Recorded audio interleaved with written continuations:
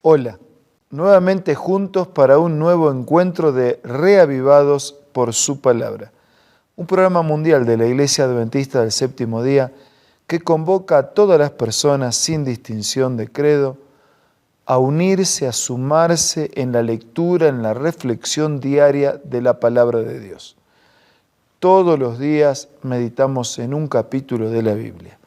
Hoy lo haremos sobre Josué capítulo 21. Antes vamos a pedir la bendición de Dios. Padre nuestro que estás en los cielos, necesitados, pedimos la asistencia de tu Espíritu al meditar en tu palabra. Lo hacemos en los méritos de Jesús nuestro Señor. Amén. En el capítulo 21 del libro de Josué se nos habla de las ciudades de los levitas y se nos habla de cómo Israel finalmente ocuparía la tierra que le había sido prometida. Desde versículos 43 al 45 yo quiero leer y meditar sobre estos pasajes. De esta manera dio Jehová a Israel toda la tierra que había jurado dar a sus padres. Tomaron posesión de ella y la habitaron. Les dio paz a su alrededor conforme a todo lo que había jurado a los padres, y ninguno de sus enemigos pudo hacerle frente, porque Jehová entregó en sus manos a todos los enemigos. No faltó ni una palabra de todas las buenas promesas que Jehová había hecho a la casa de Israel. Todo se cumplió. Nosotros vamos a detenernos en la reflexión, en la meditación de estos pasajes que cierran este capítulo. Dice, de esta manera Dios dio toda la tierra que había prometido a los padres. Las promesas de Dios van más allá de nuestra propia generación. Dios cumple con los hijos lo mismo que ya le había prometido a los padres. No hay sombra de variación en la palabra de Dios. Su palabra es inmutable. Su promesa es fiel. Dios cumplió la promesa que ya había hecho a los padres. El pasaje continúa y dice, tomaron posesión y la habitaron.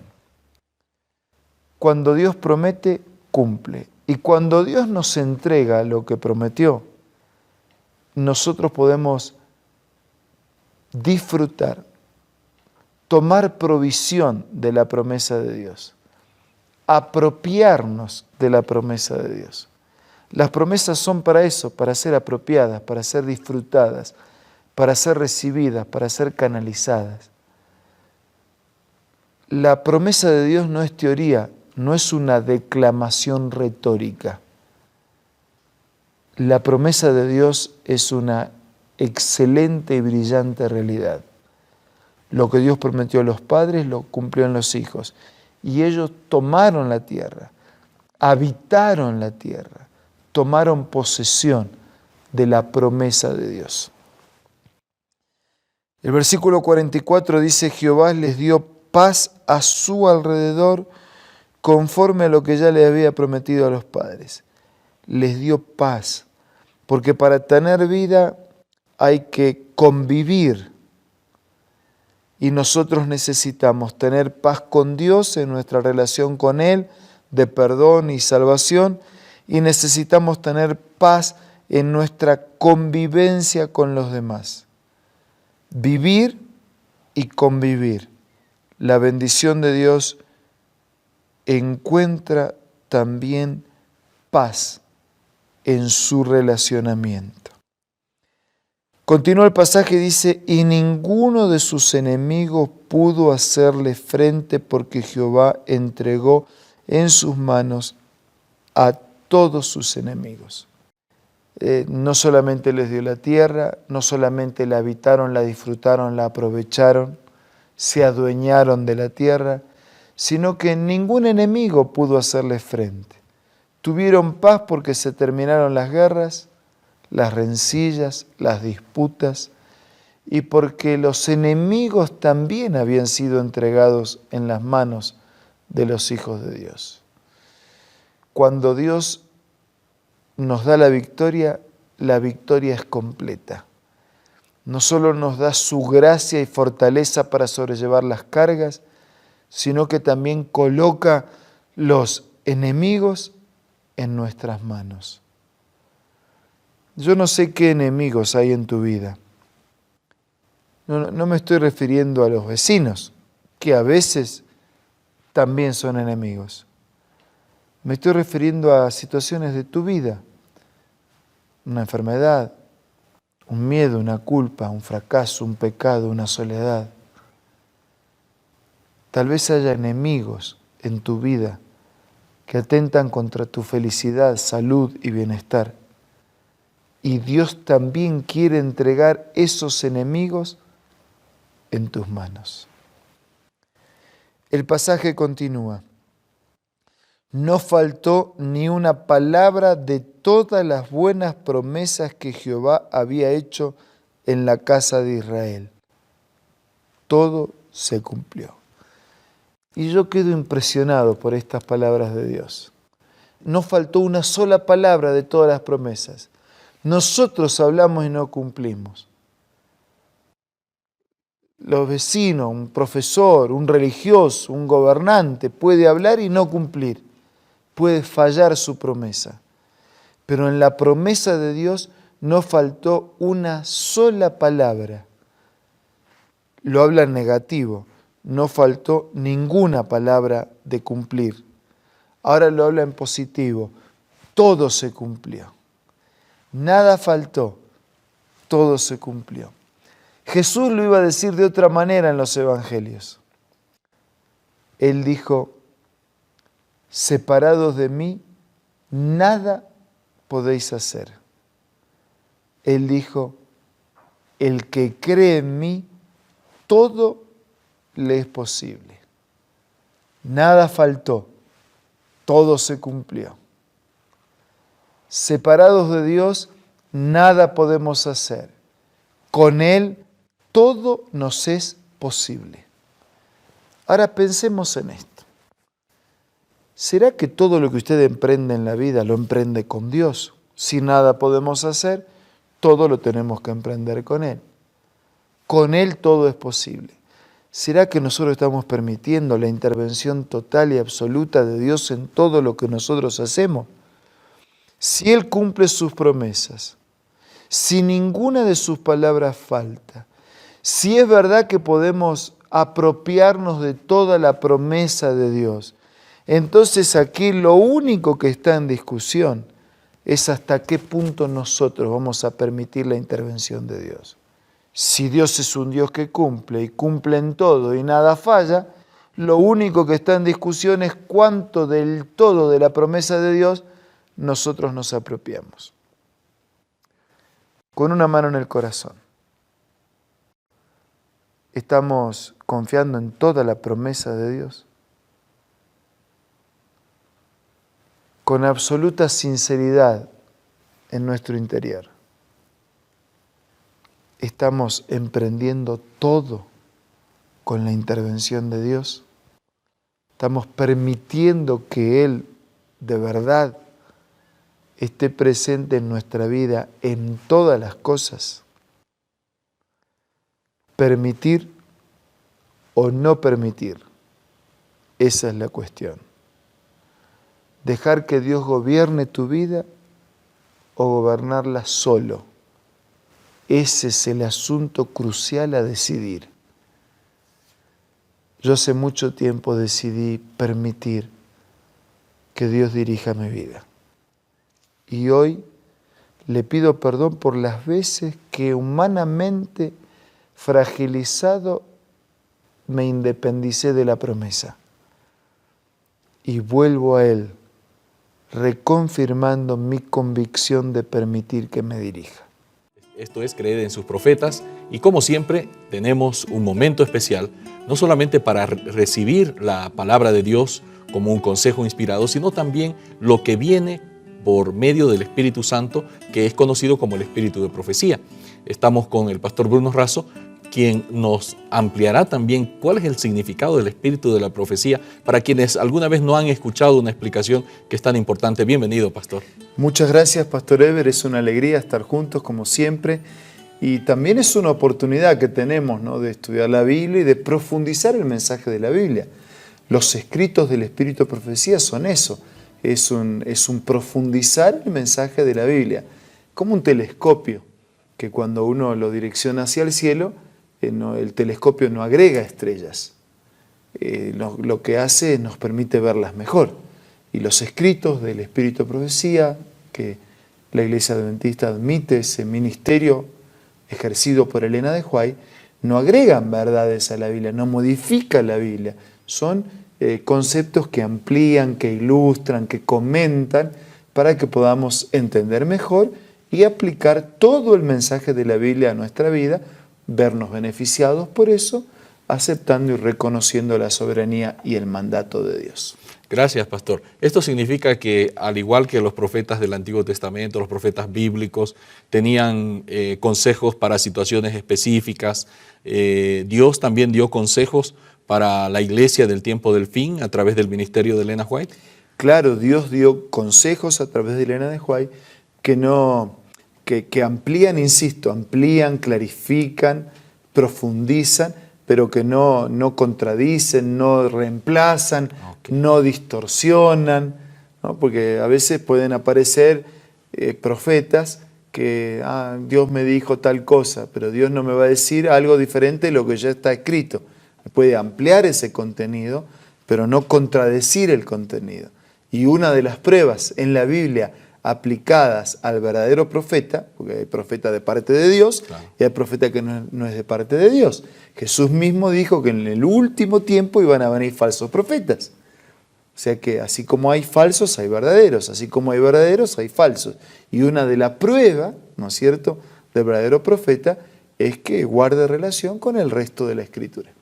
Muy bien, esto, amigos, nos ayuda muchísimo para entender lo que nosotros estamos mostrando cada día a través de creer en sus profetas. El ministerio profético que Dios le dio a Elena White para llevar los consejos, justamente ampliando el mensaje de las Sagradas Escrituras sin modificar ni un ápice el mensaje central de las Escrituras basado en Cristo Jesús. ¿No es cierto? Hoy nos encontramos, pastor, habiendo estudiado un poquito sobre las ciudades de los levitas. Es podríamos decir, un capítulo más que hace una recopilación de qué ciudades les habían dado los levitas, ¿no? E indica también las diferentes locaciones donde estaban ubicadas. Ya alguna vez hemos mencionado la cantidad, pero por si acaso nos gustaría, parece que hay un pasaje breve sobre qué cantidad de ciudades se les dieron a los levitas en todo el territorio de Israel. Sí, voy a leer la declaración que está en Patriarcas y Profetas, que dice: por estar la tribu de Leví dedicada al servicio del santuario, no se la tomó en cuenta en esta repartición, pero se le asignaron a los levitas 48 ciudades en diferentes partes del país como su herencia. Ajá. Era una manera así de establecer predios parroquiales o templos, iglesias, sectores equidistantes para cubrir todo el territorio y para que todos tuvieran acceso al liderazgo espiritual, religioso, que desde ese lugar de herencia el levita iba a ejercer.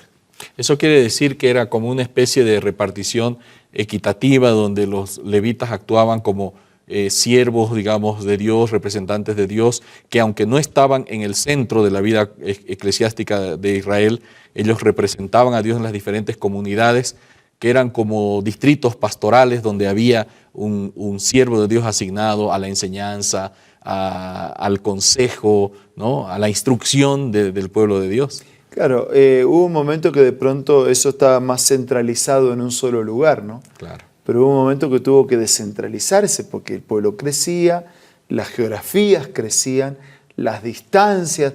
Una cosa es tener 2 millones de personas juntas en un gran campamento, claro, y otra cosa es tener 2 millones de personas distribuidas en una región más grande, ¿no?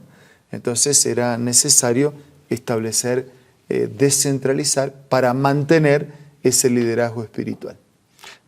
Pastor, algunos tal vez se preguntarán, ¿por qué Dios aparentemente fue injusto con la tribu de Leví, ya que ellos más bien se dedicaban directamente a las cosas espirituales, a la liturgia, a la enseñanza de las Sagradas Escrituras? ¿Por qué ellos no recibieron herencia de tierra, esta tribu de los levitas? Voy a leer una declaración y después voy a ampliar el comentario.